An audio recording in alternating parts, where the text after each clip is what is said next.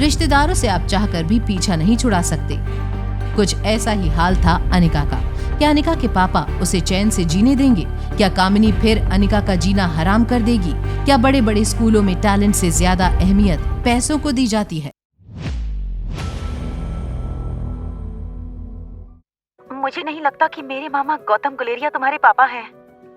अंजलि मामी और रिश्त से थोड़ा दूर जाते हुए अनिका ने प्रीति को फोन पर शांत करते हुए पूछा, प्रीति, तुम इतनी टेंस क्यों लग रही हो? ऐसा क्यों कह रही हो तुम? प्रीति ने अनिका को जवाब देते हुए कहा, गौतम मामा को मम्मी ने बताया कि मैं दिल्ली जा रही हूँ अपनी इंटर्नशिप के लिए। तो गौतम मामा हमारे घर आए थे और उन्होंने मम्मी से कहा कि मैं तुम्हारे पास जाऊँ और तुमसे पैसे मांगूं। ये कहकर प्रीति का गुस्सा टूटकर आंसुओं में बदल गया। उन्होंने ये भी कहा कि अगर तुमने पैसे देने से इनकार किया तो वो तुम्हारा जीना मुश्किल कर देंगे। अब आप ही बताओ दीदी, कोई बाप क्या अपनी बेटी के लिए ऐसा सोच सकता है? गौतम गुलेरिया की धमकी से ज्यादा अनिका को इस बात की खुशी थी कि प्रीति दिल्ली आने वाली थी। अनिका ने मुस्कुराकर प्रीति से कहा, ये तो कितनी अच्छी बात है कि तुम दिल्ली आ रही हो। तुमने मुझे पहले क्यों नहीं बताया? प्रीति ने अनिका की बात सुनकर अपना रोना कंट्रोल किया और अपने आंसू पोंछते हुए कहा, हाँ दीदी, मैं दिल्ली आने वाली हूँ और मेरे साथ कामिनी भी दिल्ली आने वाली है। मैं वहाँ अपनी इंटर्नशिप पूरी करूंगी और कामिनी ने दिल्ली की किसी मेडिकल कॉलेज में अपनी पोस्ट ग्रेजुएशन की एप्लीकेशन भेजी है। यही बताने के लिए मैंने तुम्हें फोन किया था। प्रीति को इस बात की चिंता थी कि कहीं गौतम गुलेरिया ने कामिनी के साथ मिलकर कोई ऐसा प्लान बनाया होगा जिससे दिल्ली में वो अनिका को कोई मुश्किल में डाल सके। हालांकि अनिका को ना तो गौतम गुलेरिया से और ना ही कामिनी से कोई डर था। अब सारी बातें भूल जाओ, मुझे कुछ नहीं होगा।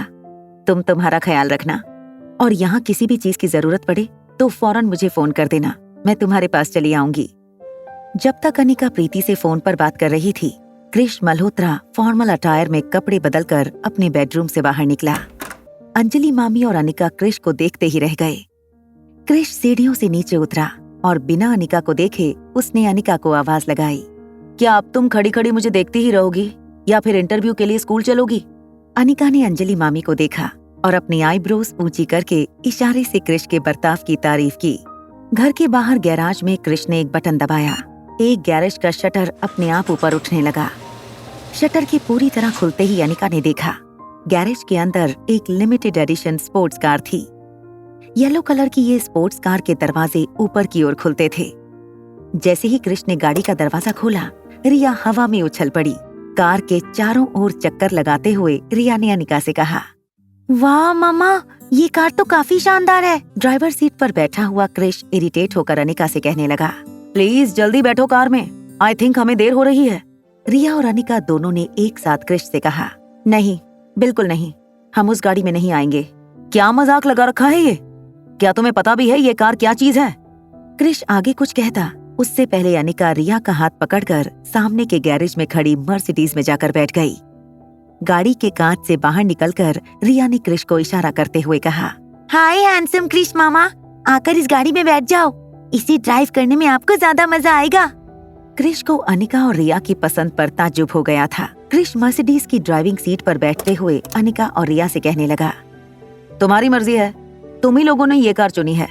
मैं तुम्हें उस कार में इसलिए ले जाना चाहता था ताकि तुम्हारी उन लोगों के सामने कुछ इम्प्रेशन पड़े। कृष आगे कुछ कहे उससे पहले अनिका ने उससे पूछ लिया, क्या तुम कार रेसिंग में इंटरेस्ट रखते हो?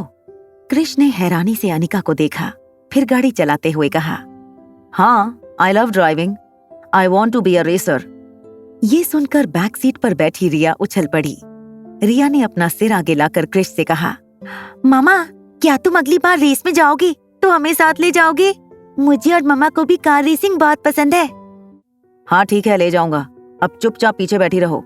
अचानक पैसेंजर बैक सीट पर बैठी हुई रिया ने फिर से अपने मामा से पूछा, कृष मामा, मुझे ये बताइए कि पिछली रेस में आप किस पोजीशन पर आए थे? कृष ने बिना सोचे बिना रास्ते से नजर हटाए रिया से कहा, फर्स्ट, मैं पिछली 3 रेसेस में फर्स्ट ही आ रहा हूँ। शरारती रिया ने कृष को उकसाने के लिए झूठ मूठ कह दिया। Liar, I don't believe you. आपकी ड्राइविंग स्पीड देखकर मुझे नहीं लगता कि आप कार रेसिंग में कभी जीत सकते हो। रिया की इस बात ने कृष के ईगो को डायरेक्टली चैलेंज किया था। कृष ने अपना पांव एक्सेलरेटर पेडल पर दबा दिया और स्पीड 140 के पार हो गई थी।